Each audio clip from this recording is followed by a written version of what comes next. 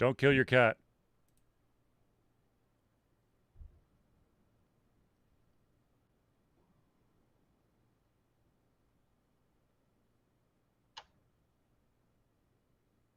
Hmm.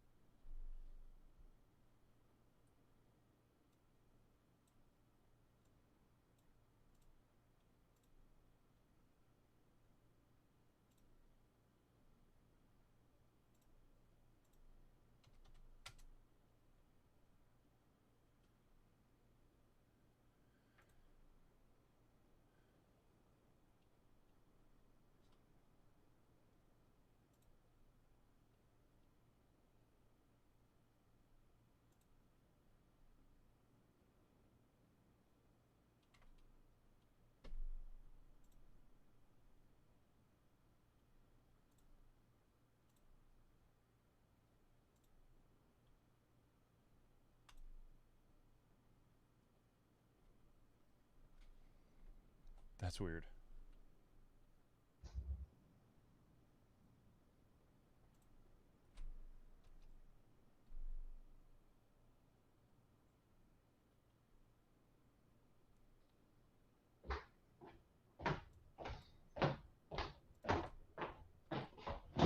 Yo.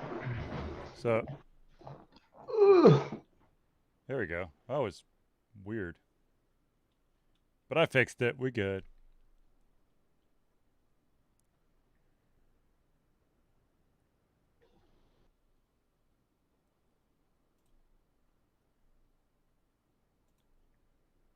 Okie dokie.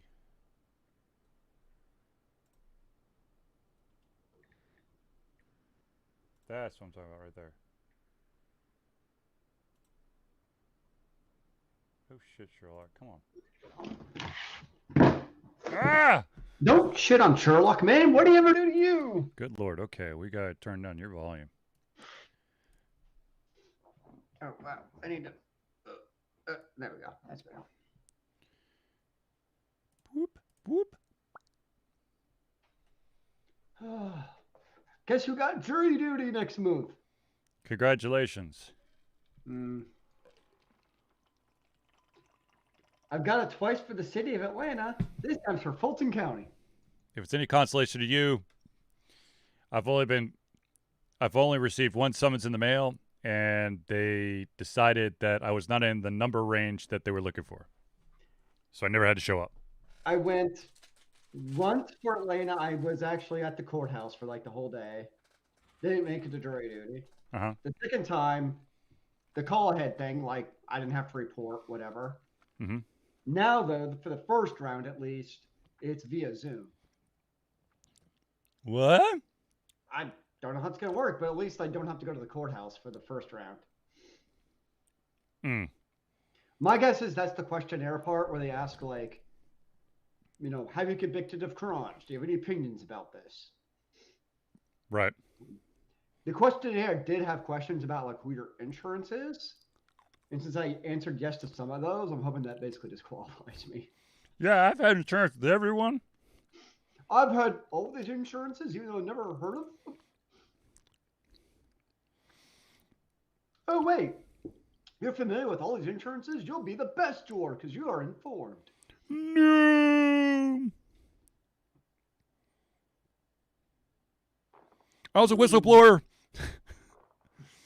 You can't put me on the stand. Sir, we're asking you to be part of the jury. You can't do it.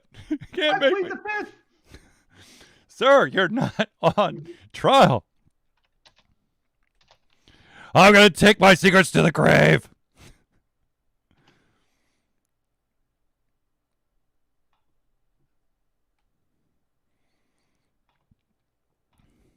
Alrighty. We're almost ready, ladies and gentlemen.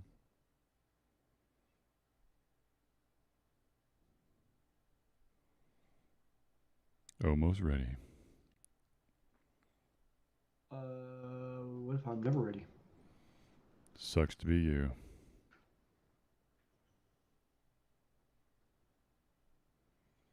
truly sucks to be you. Such is my life. It is. It is. Excuse me.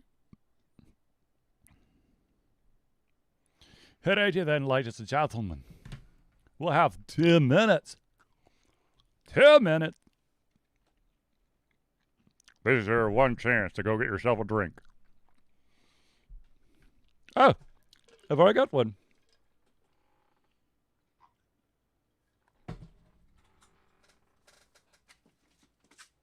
It's time for Charlie to take all his funny pills.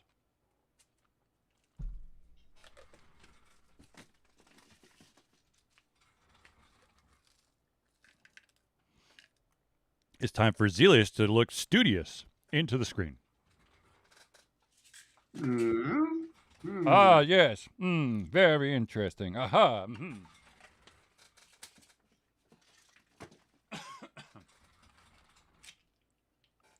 Hokadoki artichoke. 1, 2, 3. All right, that's, yep, that's it. Now for the fun part. Yum, yum, yum, yum, yum, yum, yum, yum, yum, yum, yum, yum, yum. If only.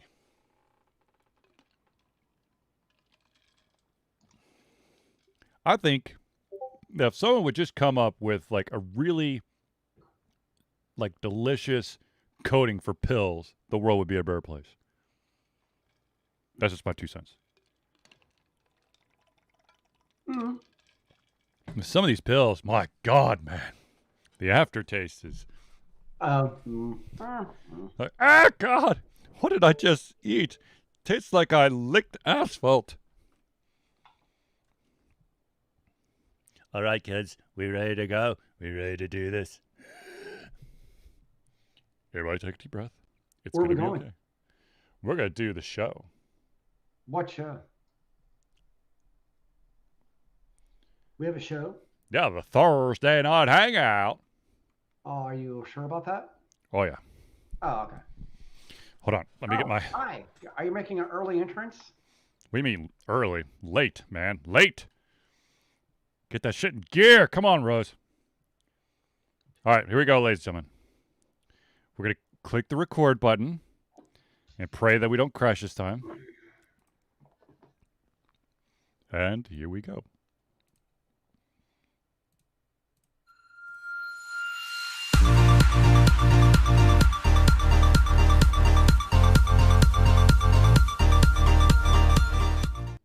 Hello, ladies and gentlemen, and welcome to another Disjecta Fusion Thursday Night Hangout. Ah! Crazy! How goes it on this beautiful Thursday night, good sir? It goes, my friend, it goes. This, of course, is a Thursday Night Hangout. This is a show where myself, the host, Charlie, and the prolific comer himself, Zelius, try our best to cover all the topics that are most important to you this week. If, by some unfortunate happenstance, you have not yet submitted your topic, question, or opinion, please, you could do so by hitting it up in the chat. We are currently streaming live on Facebook, YouTube, and Twitch. So hopefully we'll see all of the chats there. But just in case, I do have them off to the side as well on another computer just to keep an eye. But anyways. Sir, how many computers do you have? A bajillion and 7. That's too many. Too many to think about. All right, so kids, let's jump right into it, okay? And the most important thing to talk about this week is I finally watched the He-Man Revelations Netflix show produced by Kevin Smith. I didn't know that was the #1 trending topic of the week, sir. Holy ballsack, that's good. Look, I'm going to be totally honest with you. Like, for some reason, I don't know what's going on, but everybody and their effing mother are doing like remakes of like the 80s cartoons. And so there's like, I don't know, there's like 4, and there's about to be 5 different versions of He-Man. There's like a bajillion versions of Transformers, you know. But Revelations, by far, was a very nice, pleasant surprise. And the voice acting on it wasn't too shabby either. So I highly recommend. It's only 5 episodes. The first season's only 5 episodes. And I can't wait to see the second season. Nice. Yes. But anyways, now that I got that out of the way, let's get into some other topics, shall we?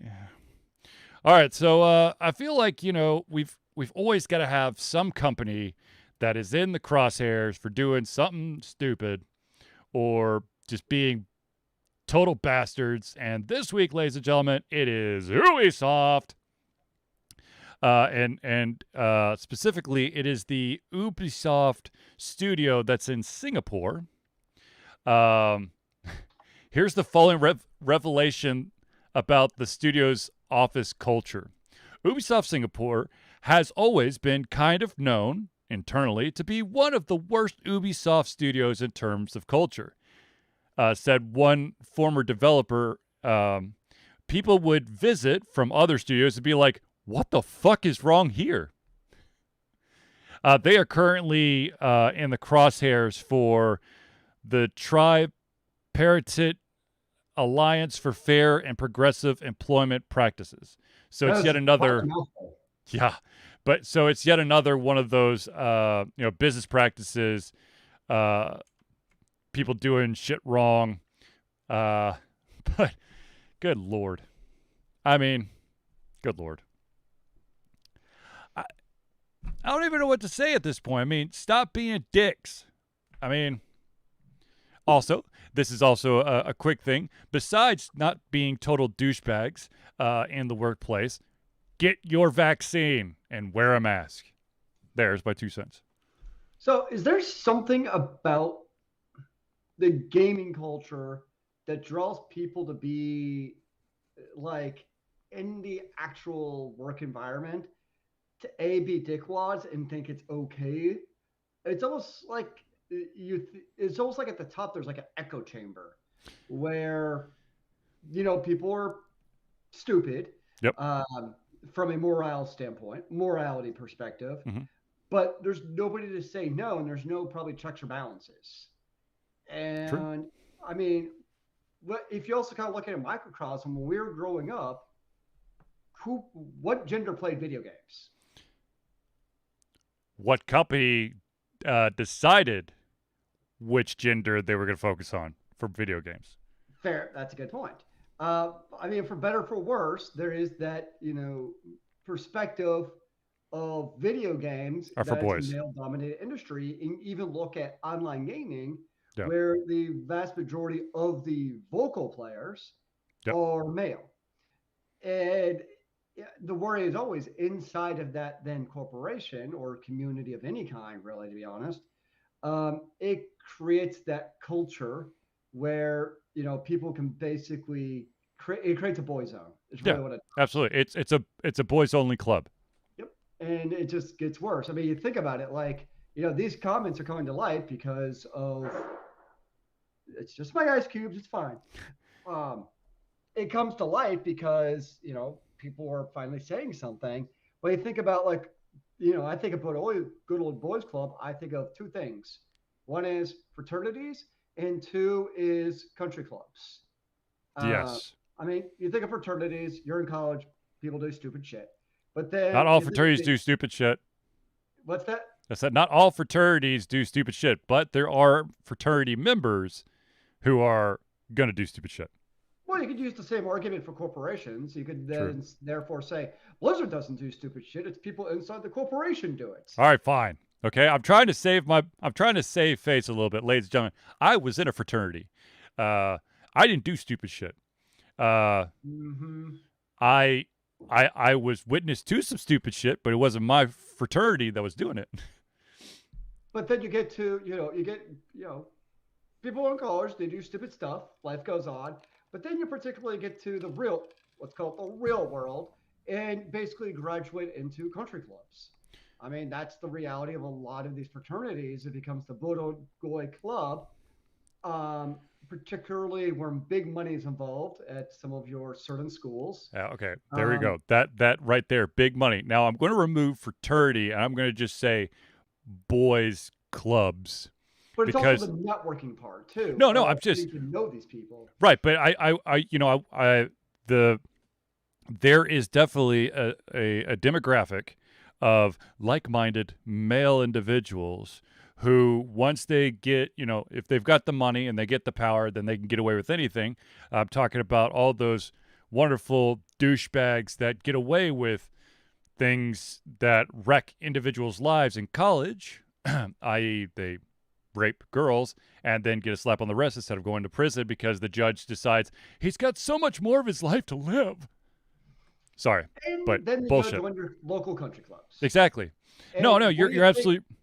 absolutely right. And the problem is uh, that unless this okay, here's something that I've learned the hard way, and that is that it's you have the best of intentions to be proactive in everything that happens in your life, but the honest answer, the honest thing about your life is we are reactive individuals. So we ain't going to change shit until someone makes a big deal of it. And so I'm not saying that, I I'm all for, equal wages, level the playing field, any race, gender, sexual orientation, age, whatever. If you could do, here's my deal. If you could do the job, you should be paid for doing the job.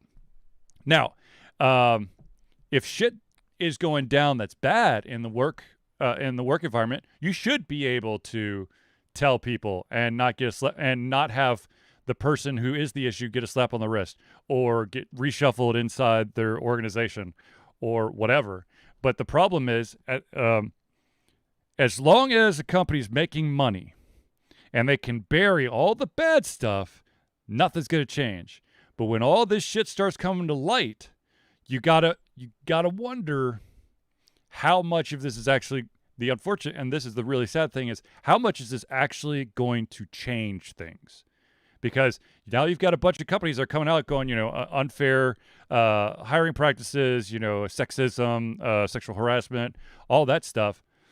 But I mean, it's basically all you're hearing from the companies who get, are in the crosshair. But what about the companies that aren't in the crosshairs but have those type of practices? Are they shaking in their boots and they're going, well, that's they were just being blatant about it. We're much better. We're a much better company than they are. Honestly, I don't think it'll change much. I don't. I unfortunately think so as I well. think it'll take a actual generational change. And by that I mean is it will require basically a new group of people with a different way of thinking about how to interact with the world.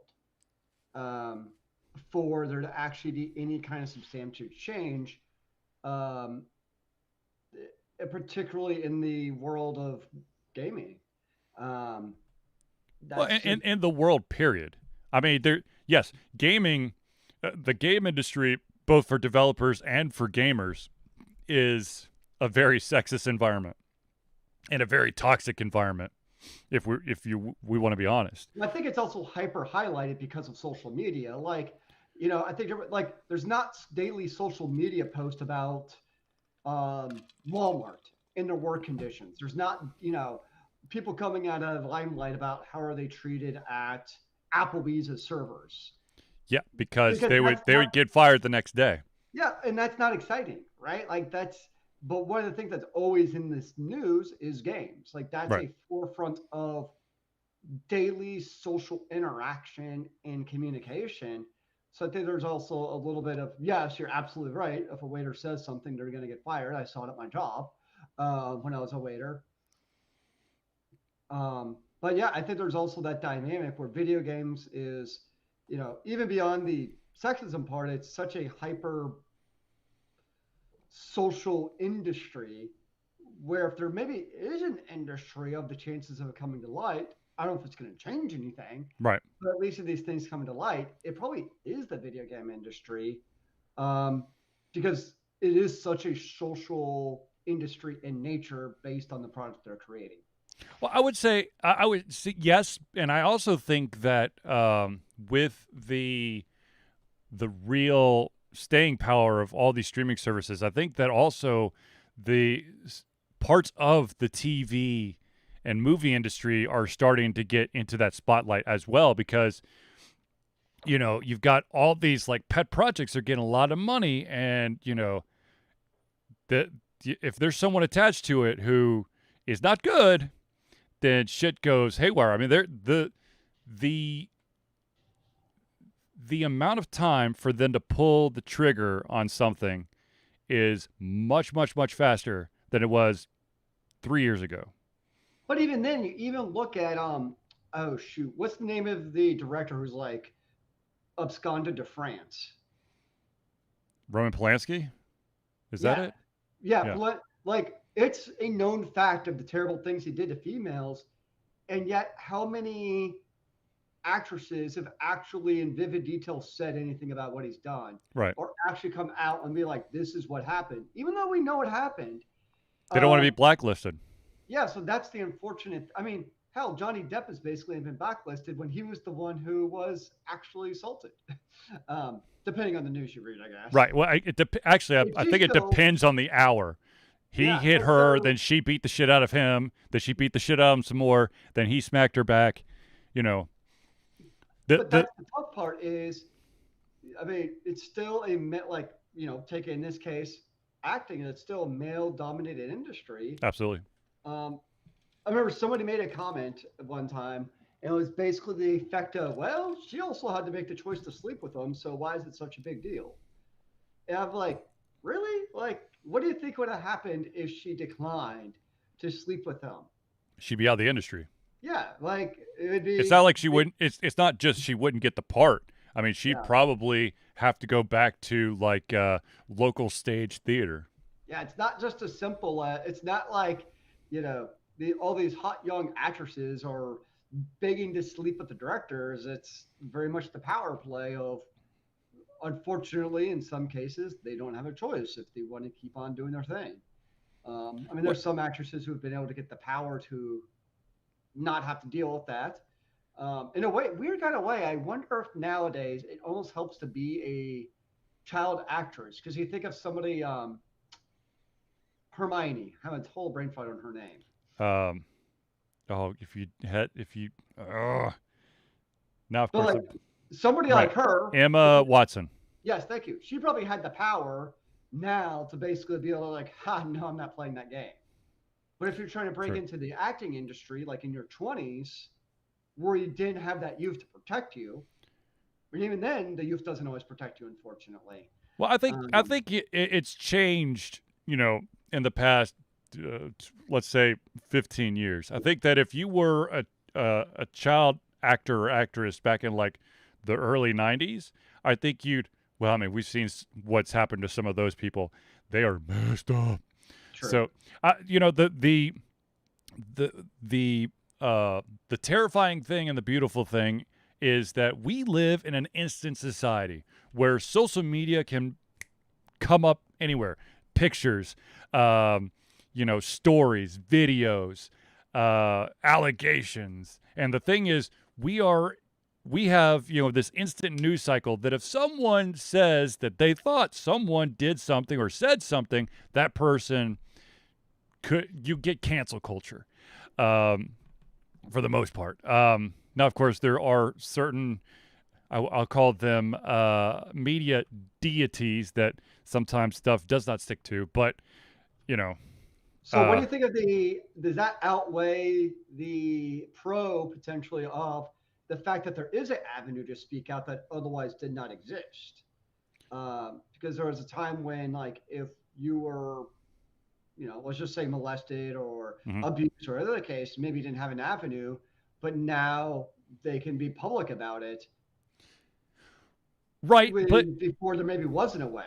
right there is absolutely an avenue, but it really depends on who picks up the story. I mean, the thing is, when you air that kind of stuff, that very sensitive, very emotional stuff, there's a chance that you're gonna have naysayers or trolls, or those who will try to, instead of support you and cheer that you're strong enough to do this, they'll actually back the abuser, going, "There's no way he would ever do that. He's such a good person," or "She's such a good person," or whatever. It's yes, there. For better or for worse, it's really hard to hide shit now. You got to be really good at it. And still, I mean, I was watching a comedy special the other day about with Kevin Hart, and he said that he's like, I don't go anywhere because I I'm afraid that someone, I'm going to be standing on a street corner and make like accidentally make an ugly face, and then someone is going to be like, "Oh my God, he hates that person standing next to him. Cancel him." He's like, I'll just stay in my house. He's like, y'all crazy. It's true. We are No, crazy because we I want can our hear that in his head too. we all have. Most of us want our 15 seconds of fame. We uncovered how crazy this person is, and or whatever. It's yeah, No, I mean, it's very different. And I mean, even you think about, and it's also kind of the reverse is true, which means you think about like, you see it in the students nowadays where they're raised in this constant 24/7 of online culture, yep. which the reality is it creates an entirely way, different way of interacting in the world that really we just can't comprehend because No. that's just what you grow up in. We can read about it, we can understand it, but it's very different of reading about it versus actually it's like a different way your brain is formed, really, as Here's far as how you interact with what's going on around you. Is yes, it this different? digital interaction is look. I we have a freaking show that we do almost every Thursday. I stream games. I write up articles and opinions and reviews and stuff. But this digital only interaction still baffles my mind. If if I could, or if it was possible, Zelius and I would be doing this from a bar every single time. I mean, I have the bar right here, my friend. I do not have my shot glass near me, but I will remedy that by the end of the show. How about that? But yeah, the what I okay. Here's my old man speech here. What I don't understand is how kids still don't understand that you don't need to post everything on social media, and once you've posted it, it's there forever. The thing is, I don't think it's a matter of understanding. It's a matter of it doesn't. It's like they don't see that as being a problem because that is the culture that they live in. I mean, I see it on our student phones where it's like every phone by the end of the day has like 80 Snapchat messages.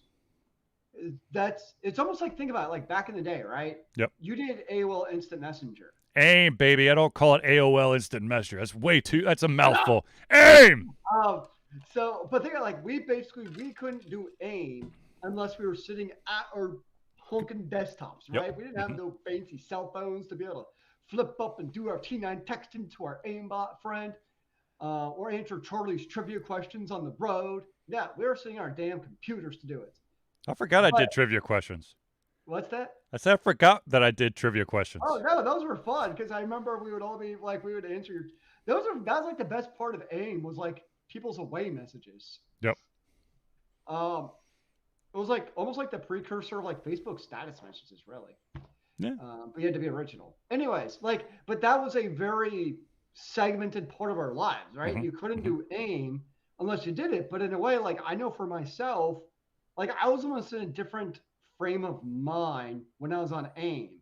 Like even the way I not texted, typed to people, Mm-hmm. or like chatted with them and going to those chat groups where they maxed out, what was it, like 24 people or whatever it is. Yep. It was even like my brain operated differently when I was in those messaging systems like AIM or IRC. And it BBS, didn't baby. bring out the old gopher man. Yeah. Telnetting, actually, that'd be realistic. Telnetting or our muds. Yeah, Did buddy. you ever do mudding? Yeah. So for those who don't know, MUDs, I don't remember what that actually stands for, but basically the old school RPGs were MUDs, where basically they were text-based adventure games, and depending on the complexity of the MUD, would be like literally completely text-based, almost like a Zork, which if you don't know what Zork is, it's a Multi-user dungeon. thank you, multi-user dungeon, but it was like one of the very first online, really first MMOs, really, Hmm. And they varied anywhere from 100% text-based, multi-user dungeons to you would have basically ASCII dungeons to go through. Yes. Um, Yes. and those The were awesome. ASCII.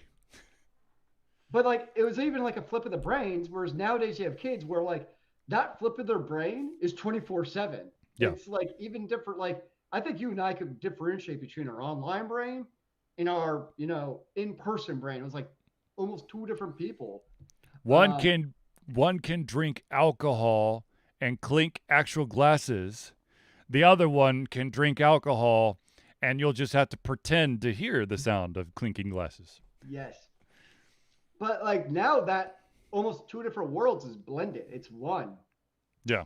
I think that's the thing is like because that online world and real life world are like the same world, they honestly don't see a differentiation between me talking with you, let's say we're actually in person at the bar, Right. me and you talking, and me and you Snapchatting or talking on Facebook. It's the exact same thing. Like there's literally no difference. So I think that's a big thing is so yes, we tell the kids over and over, what do you post online? It's permanent. Don't be stupid. Like I think it's sometimes just a register because it's the same world. There is no differentiation. So what does it matter? Um, it's just it's a different culture, and and the reality is, I mean, you think about it. Like think about when you're 14 years old Hmm. and you have somebody telling you for the 20th time, what was stupid shit we did when we were 14 that our parents told us not to do over and over. Stop burning your religion textbooks. Well, I was thinking of don't burn down the house. So we were bad. It was actually the first thing that came to my mind. Yes. Um, But like after a while, like you just tune it out, right? And the same thing probably for kids. Like you've heard for the 20th time, don't post private stuff online. And by the context of online, I mean Snapchat or anything you think is private. Right. Um, but there comes Nothing a is certain private, point, ladies and gentlemen. Nothing is private. nothing's private. But like we're old. Like to kids, we're old. That's just the reality. Oh And God, where's my they walker? hear it and it just doesn't register. And I think that's the reality. Hmm. And I don't think a whole lot's going to change that. To be Like to, it's a different world that really we have to acclimate to. It's not the other way around. It's not like the young kids have to acclimate to us. Really, it's us in our generation. It's really, I think you got basically now the younger generation coming into the workforce who want things like, lessened hours and they're going to job every year, every 2 years. yep. That, to our parents were a foreign concept. The Yeah, reality is the you were workforce, at your job for life. yeah, the workforce will change to them, not the other way around. Yeah. To be actually, I would take it a step further. I think that the in person, it's for us, it's more in person, and then like the digital, basically relationship with the world is what's happening now. And I think that it's actually going to become more digital and less face to face. Yes, COVID has definitely kickstarted. I mean, really Yeah, pushed that shit down the line. But I think that face to face interactions is becoming a weird concept for some people because they're like, I just all I gotta do is just type it out on my phone. I don't have to actually talk to them. yeah, Um, yeah, yeah, it's different. And I do think, I think the flip side is, I do think it's weird things like, especially when you're in school, being involved in clubs and activities and sports is honestly probably more important than ever. yeah. Um, to get those social skills, because I mean, you can't like basketball, it's in person, right? We For do we're now, on a team. It's in per well, I hope it stays in person. It's in they're all person. going to be controlled robots. Um, even doing like even you'll appreciate right? Like our esports, they do in person. Like you actually are there in your squad of three, like yelling at your neighbor, snipe better or whatever you're doing, right? So I think He's all around, camping. whether you're doing, a traditional sport or a e-sport or somewhere in between, I think as a student doing those non not going home and playing Fortnite, and that's your only interaction and having that in-person social interaction, even Mhm. beyond the classroom. Because I mean, as much technology in the classrooms, the classroom hasn't changed a whole lot since you and I were in school, meaning it's still very not interpersonal with your neighbors. It's still very much the teacher on the stage. I'm going to sit here in my silo. You and I, we were writing papers. Now they're just typing papers. Um, and so I think Now that there's a outside of, there's a concept that's gotten really strange. Writing by hand, or hell, cursive writing. I can barely write. It's actually like I've never had good handwriting. I fully Yes, accept I will fully support that statement. that. But even now, like it's got like I could at least like used to be able to like write it a straight line. Now it's like just like curved and like it's like a maze. Like I write like I'm drunk and I'm not. It I is just bad. my letters just change sizes. Like I'll start at one size handwritten font, and then all of a sudden it either gets a little bit bigger or gets a little smaller, or the letters get squished together. There's no consistency. But I think the key thing is that it's recognizing not that the kids can't go home and play Fortnite. I Mm-hmm. don't think that's the problem. I think you have to realize that's going to happen no matter what we do as adults. Right.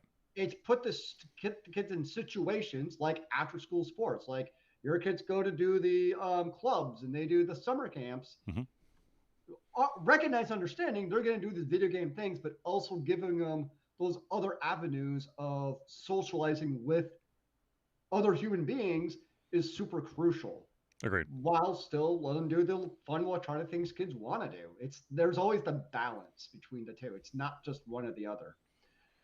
So, kids, just in case you were curious what clubs I was in, I was cross country. I played rec basketball.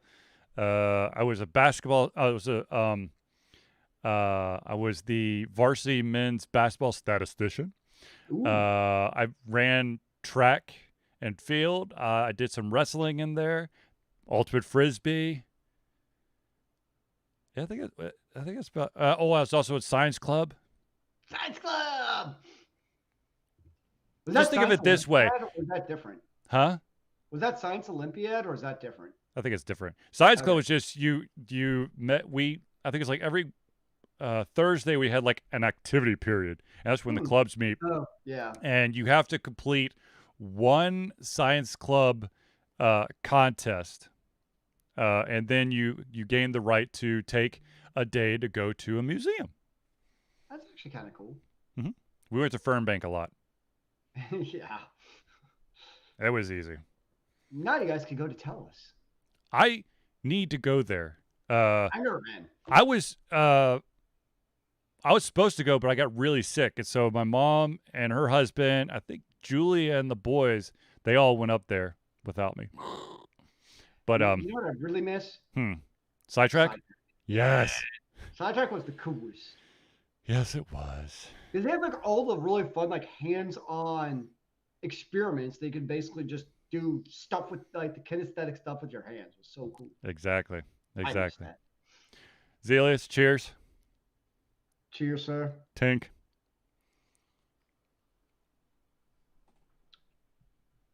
So the big difference between Charlie and I when it comes to the liquor is Charlie's drink is gone, and I'm a sipper. I like to wet my throat throughout the entire show with a little splash of the gullet. That went down a little bit wrong. Woo!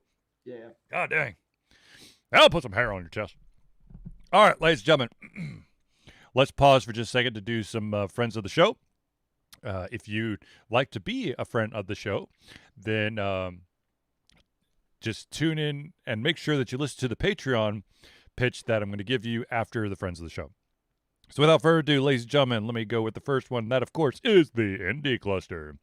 The Indie Cluster is an organization of independent game developers that want to gain exposure by being involved in the community. They collectively journey to popular conferences as a traveling booth to help gain attention for their games. They make partnerships in local communities to bring games to the mainstream mindset. They highlight local, unusual, and rare concepts to challenge the paradigm of the common. They also host events to teach kids and minority groups about game development to hopefully one day enter the industry themselves. If you'd like more information, go to indiecluster.com. That's INDIECLUSTER.com. Now, of course, the next one has to be the one and only chiropractic, uh, mobile chiropractic practice that comes to see me forever. It feels like at this point, and that, of course, is Hero Chiropractic.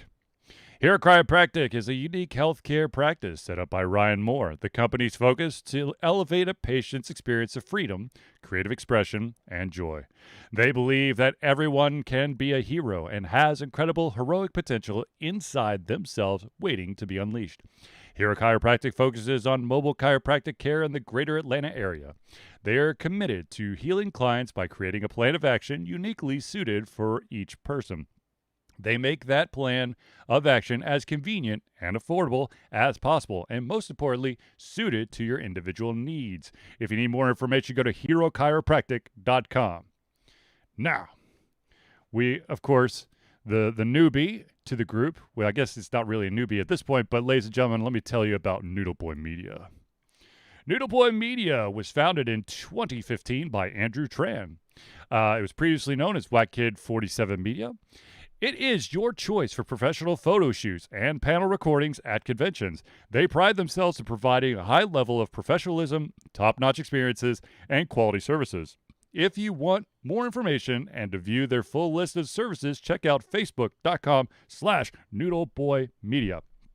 And they do a lot of anime conventions around the Southeast. And they do a hell of a good job.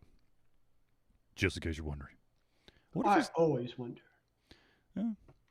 All right, so ladies and gentlemen, those are the friends of the show. And of course, now we got to do some of our Alter Confusion shout outs. And let's start with, I already hinted at Patreon, so let's just start with the Patreon one. Ladies and gentlemen, Alter Confusion survives on love and support of fans like you, and so we have a Patreon page. Patreon lets you, the fans, supporters, lovers, haters, killers, aliens, monsters, Pegasus? What's the plural of Pegasus? Octopi, Centauris, all that stuff. To become active participants in the work we love through a monthly membership.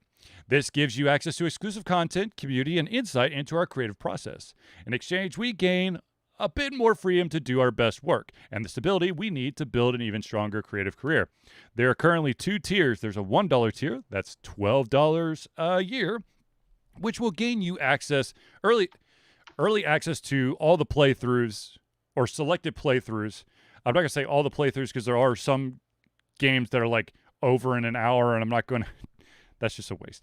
And you also gain the ability to take part in polls and get patron-only posts. If you go with the $5 option, that's $60 a year, you get to be added to the thank you section of every Thursday night hangout.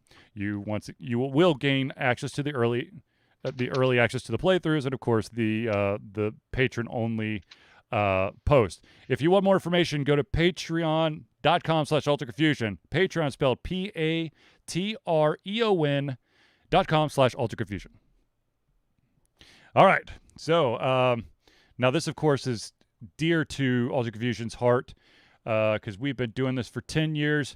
But ladies and gentlemen, Alter Confusion participates in the fundraising called Extra Life. And this is our 10th year straight.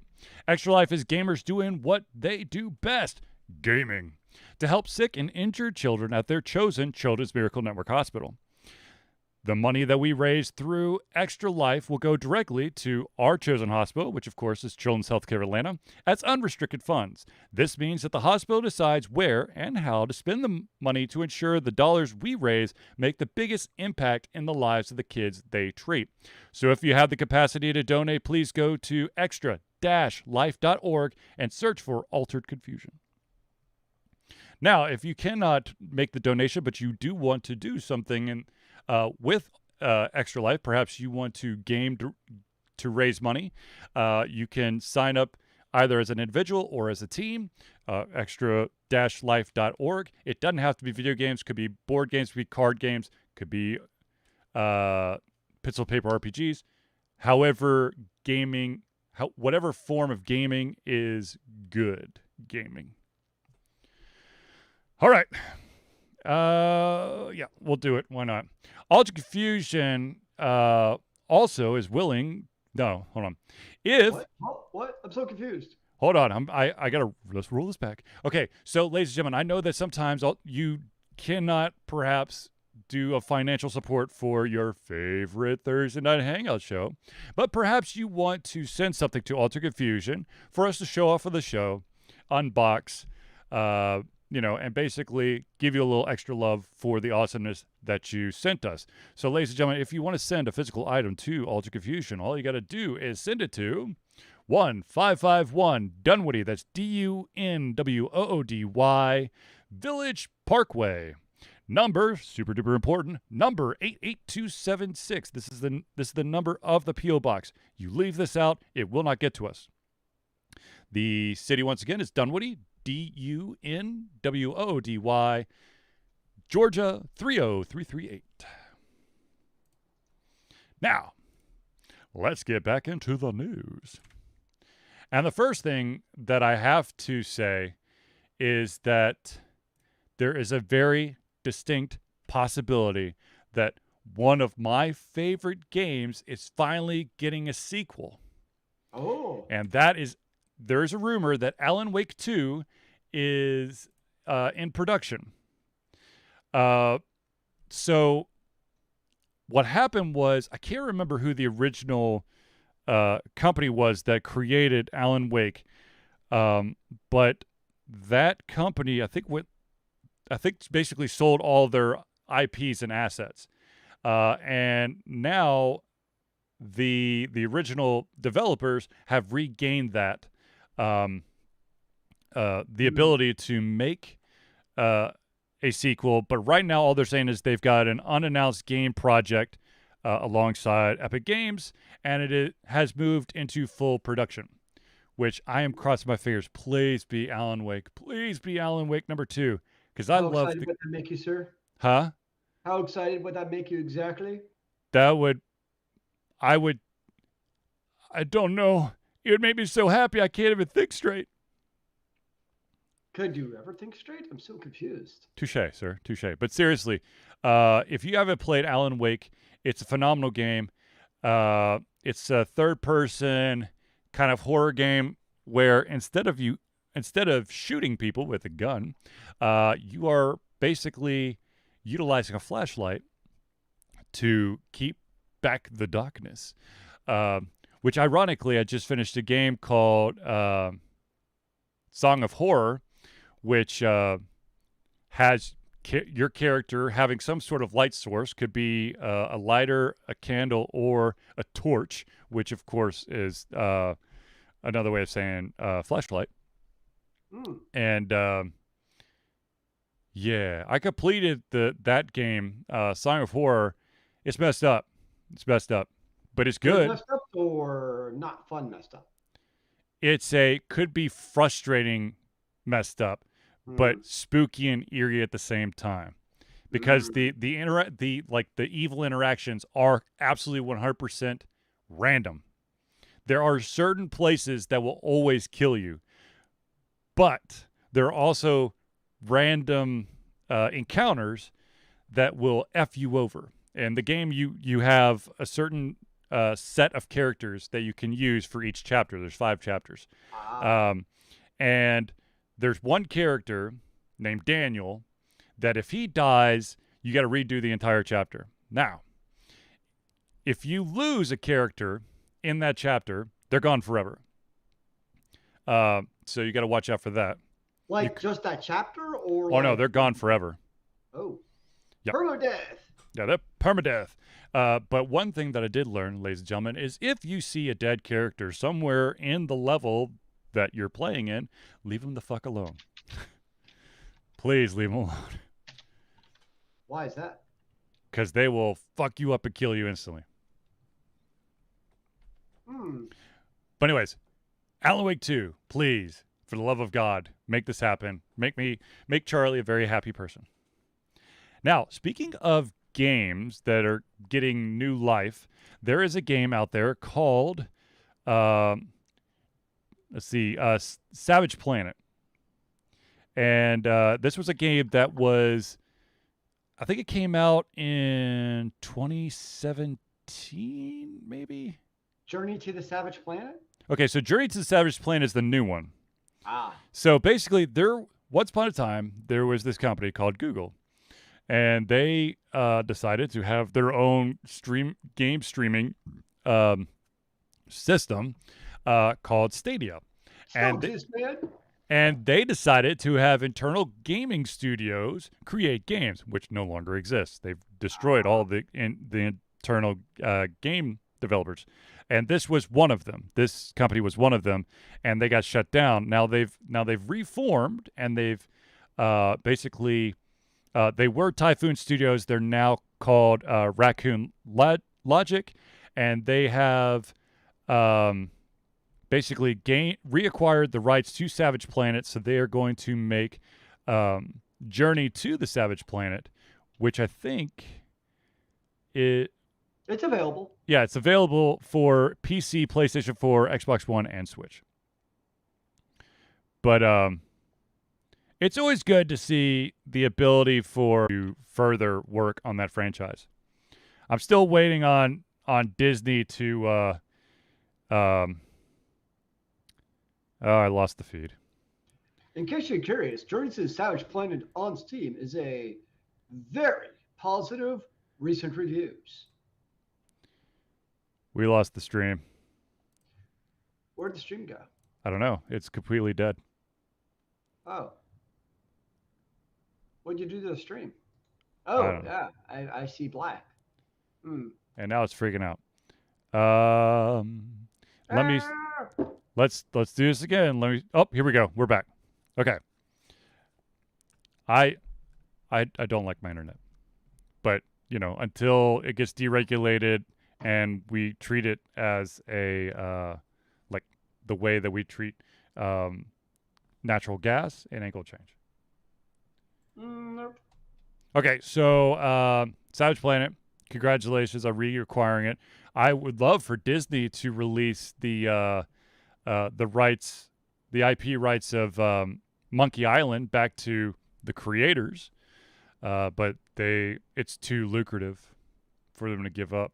It's like the same as Fox. Fox is sitting on Firefly because they're still making a shit ton of money off that stuff. Oh, just think how much money you can make though if you just released it or you did more. Yes. Okay. Let's move on. Okay, I can't take this shit. Also, for those developers out there, Epic has now announced in a closed beta the ability for individuals to self-publish without the requirement of Epic basically gatekeeping. Now, of course, you do have to sign off that it does meet a bunch of criteria, but you will be able to post your own games. Huh. Does it mean you can finally post Crystal Sapphire? If it was a computer game, yeah. Wait, you haven't been making a computer game for the last 15 years, dude? What's going on? I'm reviewing games and interviewing indie developers. Exactly. You can review your game and review yourself. Hello, how are you doing? No. I'm doing great. No. Thanks for asking. Jesus. Let's talk about my video game. I do not need for the voices in my head to start having a conversation with me. Okay? I don't know. I think you already do that. This is just a way to let the Charlie loose, sir. Okay, fine. Whatever. But yeah. So congratulations to those releasing on the Epic Store. Hopefully you get a good piece of the pie. I don't know what the breakdown is for. I would assume it's probably 70-30, but I could be wrong. That seems to be the going rate. Yeah. Now, I did have a question that came in, and I just remembered. I should have put it at the beginning of the show, but I'm going to do it now. The question is, in a lot of the games that are out there today, there's always some sort of mini game feature or thing that's attached to the game. You've got a lot of the MMOs have crafting or cooking, which I guess is crafting but with food. You've got like one of the Final Fantasies had a card game built into it. One of the Final Fantasies had like a sports game attached to it. Yeah. So the question that was given to me, that was asked to me, and I want to make sure that everyone has a chance to answer if they want to, is what is that one mini game mechanic that you would like to see in a game that you really enjoy that's not there currently?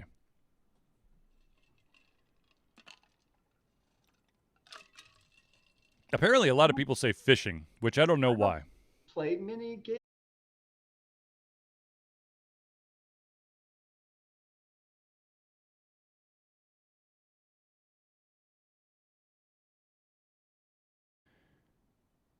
Oh, wow. There we go. Okay, we're back yet again. What were we talking about? Mini Mini games games I and enjoy. mini games and games.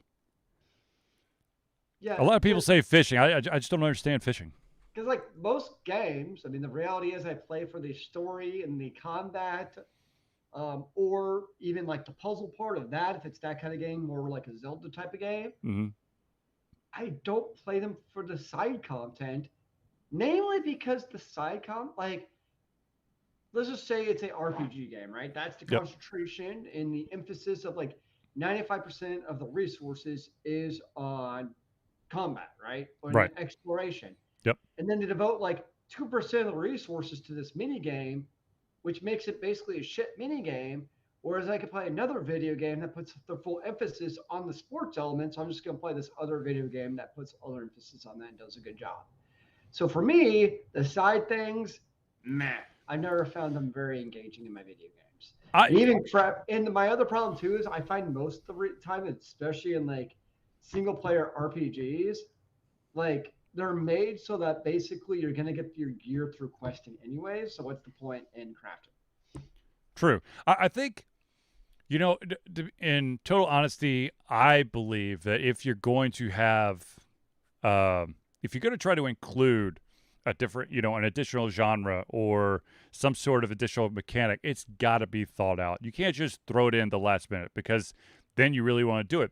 For me, the only time that because I just, I finished playing Scarlet Nexus. Mm-hmm. I didn't do. I might have done one of the side quests because it had no true impact. If the side quests help you, like significantly help you, then I'm all about it. It's not that I didn't enjoy the game. Hell, I spent 39 hours playing the game, but the side quests were really, to be honest, were like stupid. You know That that. was so a game that actually did that was Amalur Kingdom of Reckoning. I'm probably saying that totally butchering Yeah, that. Amalur.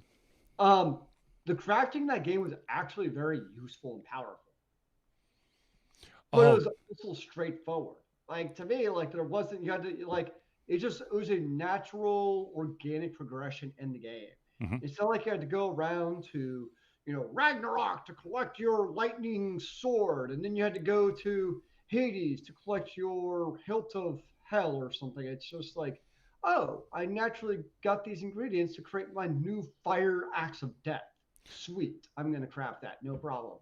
So for me, a game like that, like Kingdoms of Amalur, like crafting was just a logical integration that didn't really it just worked.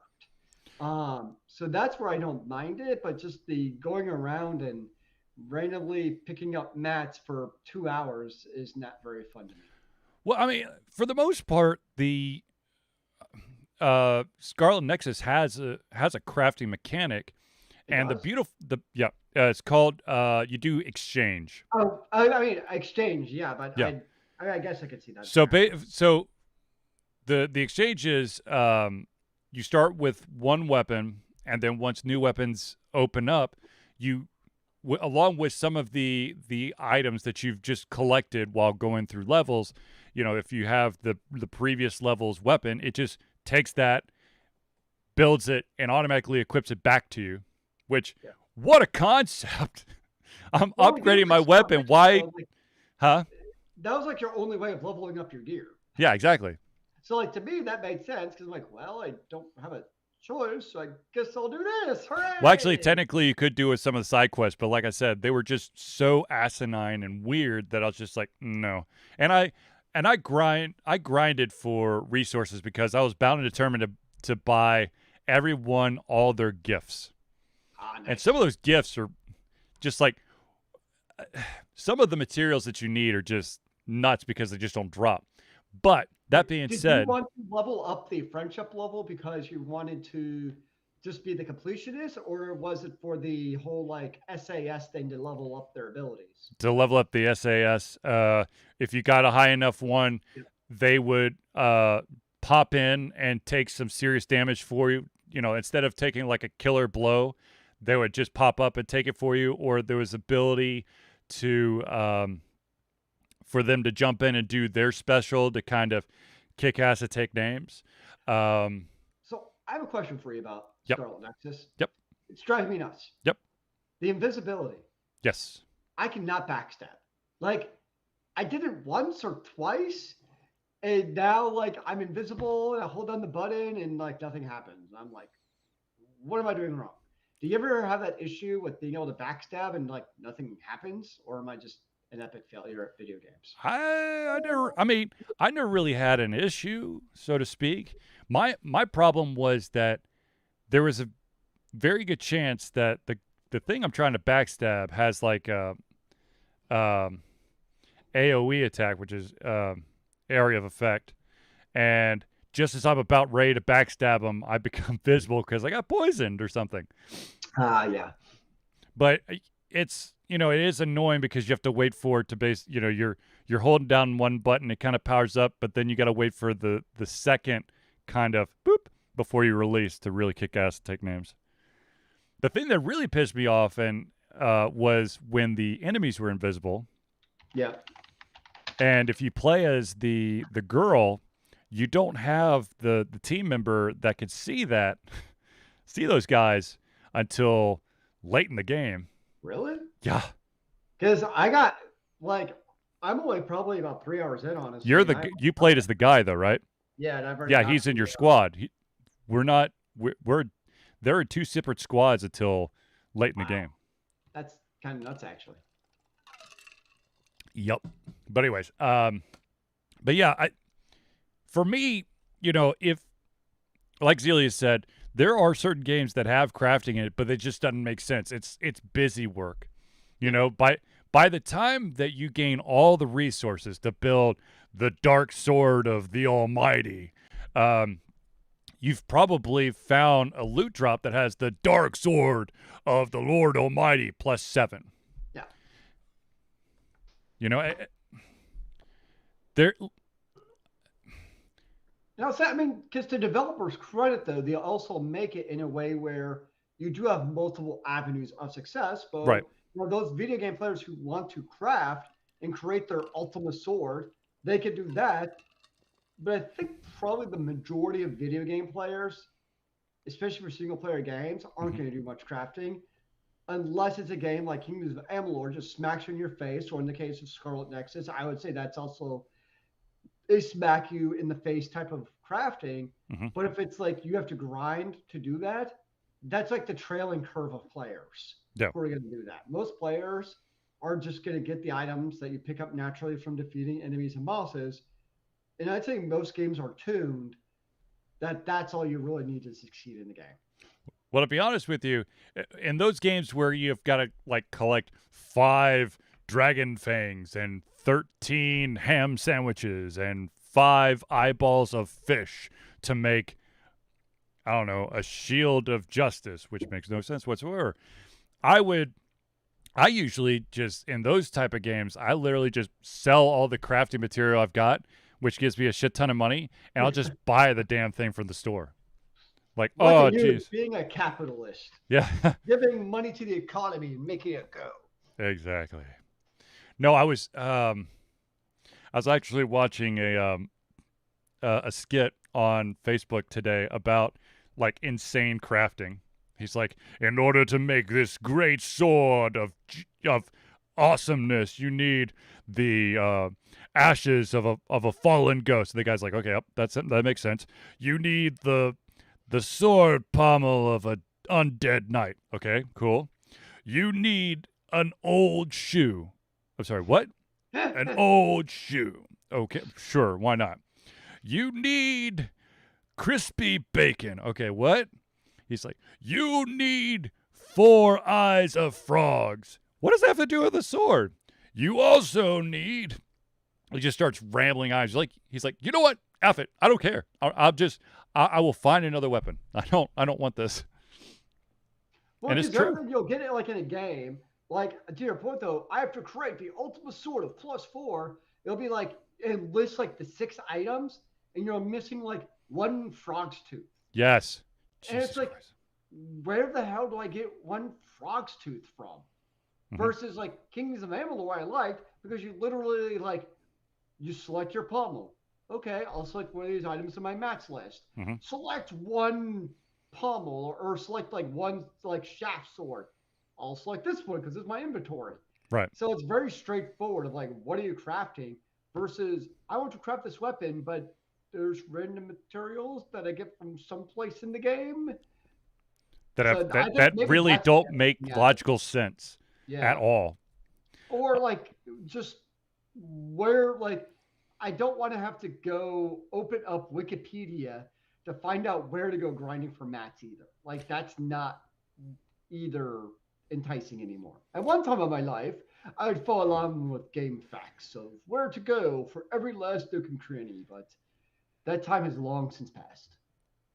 Well, GameFAQs is a shadow of its former self as well. So. I mean, think about it. I mean, back in the day, you'd have like the insane, like 400 page, Mm-hmm. like full 5-star guide of excruciating detail. I mean, Yep. I can't imagine the number of hours some of these people put into their video games. It's a thing of Not just love, man. not just to play the game. I mean, to find every little nook and cranny, but the time it took to literally write these volumes of Mm-hmm. text Mm-hmm. of completion was really quite and for no money. It's not like they're making money off of it. It was really quite extraordinary. Especially think of a game like let's just say like Final Fantasy X that was like I don't know, it's like 60 hours I'm guessing because it's a Final Fantasy game. I think about the amount of time it took people to just not even play the game, just to write the damn guides. Right. Oh, absolutely. Pretty epic. Yeah. I fully agree. I mean, I got no qualms with that. Uh, though, shoot, there was a follow up question I just had. Now it's gone. It had something to do with crafting.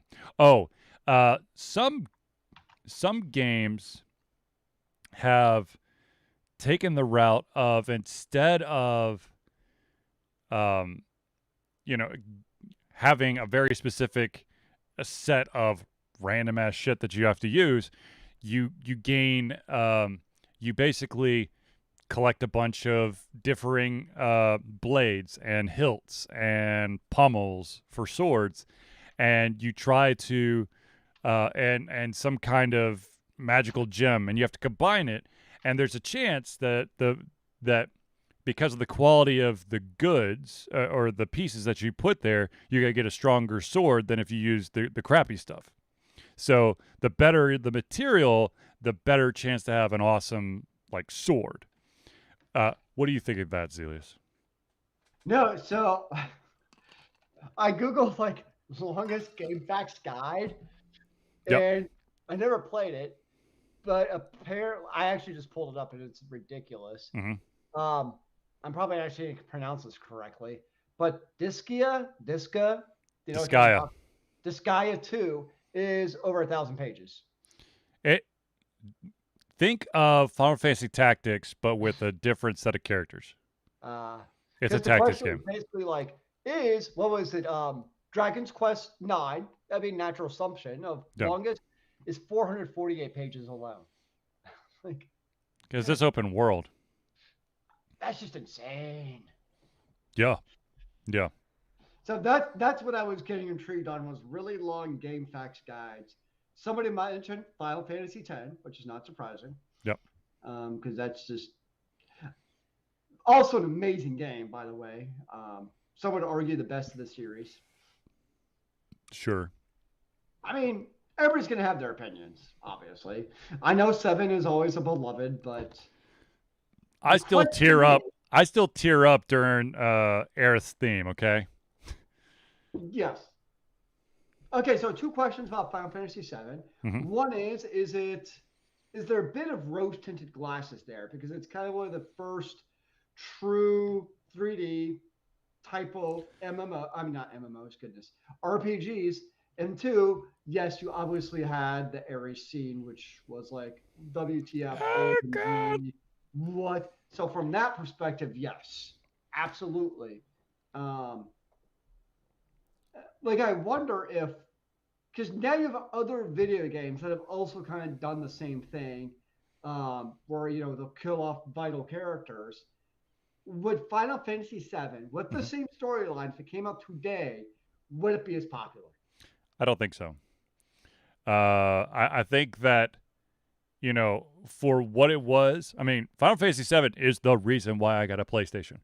Mm-hmm. Um, Oh, a lot of people, yeah, absolutely. no, yeah, and to be honest with you, I think back then what the story was phenomenal. It's amazing. Now, of course, in nostalgia, we're filling gaps, and I know that I'm filling gaps, and there was Yeah. definitely holes in the story, and I do.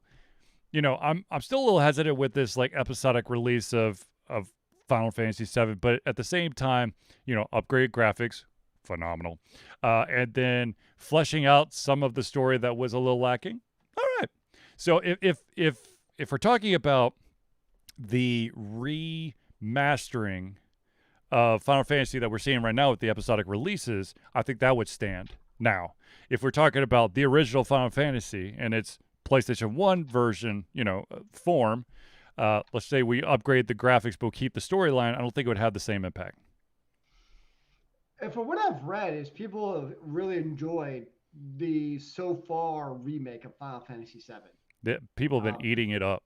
yeah, for everything I've read, it's been Square Enix did a great job of the remake. Hmm. So, but that's definitely like one of those that I would wait for all the episodics to come out, if I were to get it. Hmm. I understand. I, of course, would have to have a PlayStation in order to play it, unless Square Enix was to release it on another platform. It's on Steam. The new Final Fantasy? They No, are. no, it's the play. I thought it was PlayStation exclusive. No, let me check. I'm pretty sure it's on.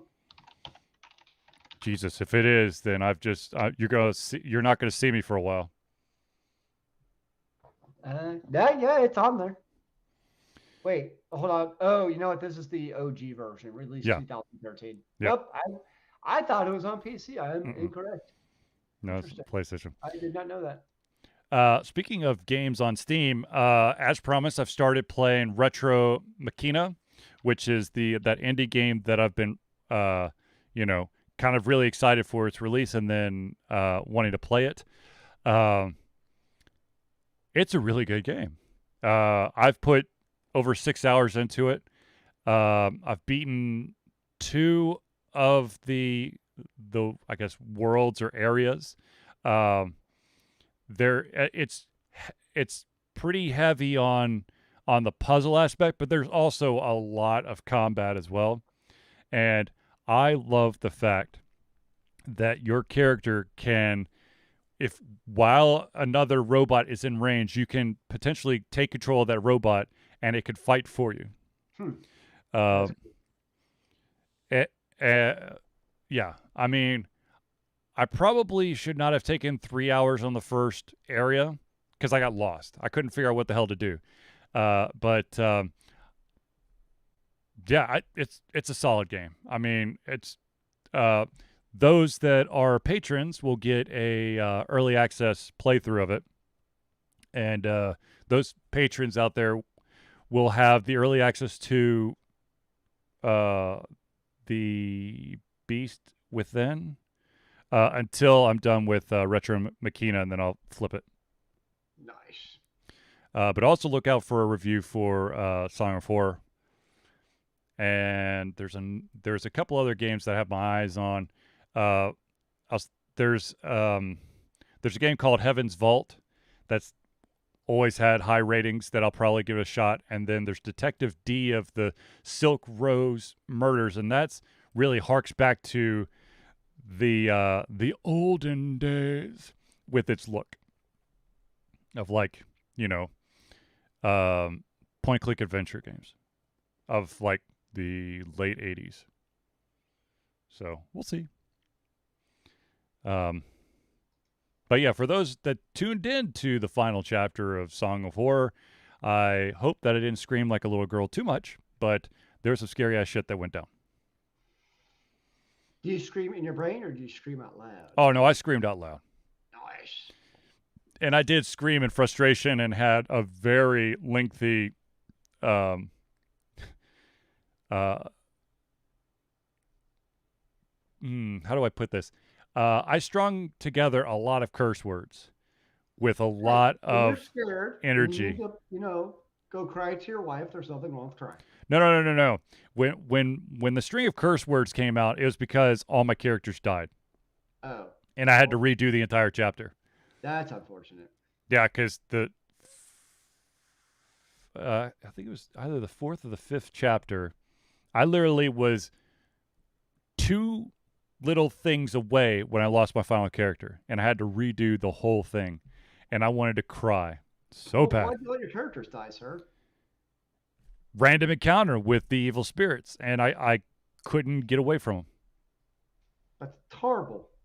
Yes, it is. Because as you go through the game, the random encounters get more intense and they get more varied. And one of them doesn't make any sense whatsoever, but it's there. Does life ever truly make sense? No, but I will tell you this about the game. The one thing that I found funny is that the character always holds the light source in the left hand until they open the doors. They switch it to their right hand to open the door with their left, and as soon as they're through the door, they put their light source back in their left hand. I was like, just hold it in your right then. Or use your right hand to open a door. Me don't understand. Really, you that much? Yes. I was like, I don't. Who the hell does that? Apparently, your character does, good sir. Also, I want to wherever they make those candles and that lighter that they use in the game, I need that because the damn thing never burnt down or ran out of gas for like an hour and a half, and it didn't burn someone's hand. You could probably find one at your local sporting goods store. No, they all heat up. Ah, well, what if you wrapped your hand in ice? Pretty sure it would just melt it at some point. What about dry ice? Pretty sure you would burn your hand before the flame burned your hand. What about flame retardant? I don't know. I don't know.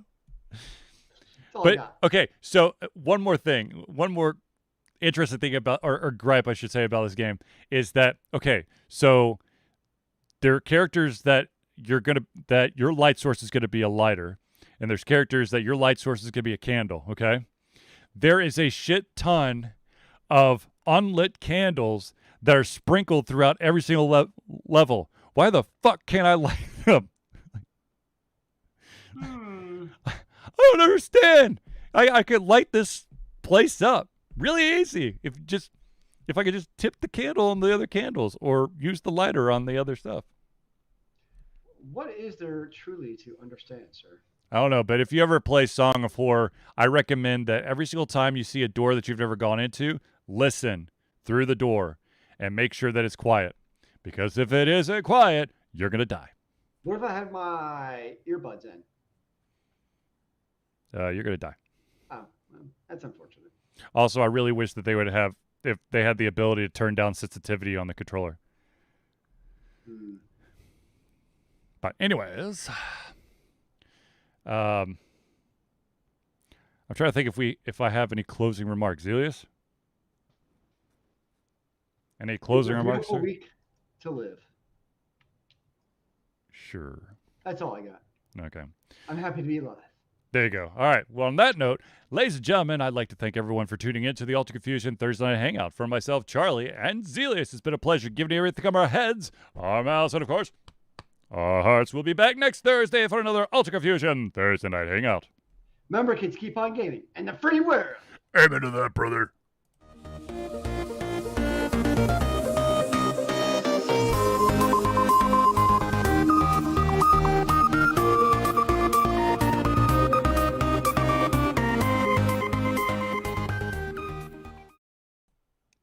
Ta-da! We have completed it. And Charlie had some editing to do when the stream dropped. Like a bad habit. Yeah, the other thing I kept on getting. Let's see how it's doing now. It's doing fine. We're streaming at 3300 KBs. Well, I would also get issues where like my latency would get up to like 45 seconds. Yeah, I don't know. I seriously think it's my internet. Because it literally, I mean, it just like bottomed out a couple times. Like totally bottomed out. But anyways. Bottom out the hatches, sir. Yeah. All right, ladies and gentlemen, I need to talk to Zelius offline. It's been a pleasure giving you our show. If you missed some of it, don't worry, it'll be on YouTube and on a podcast store near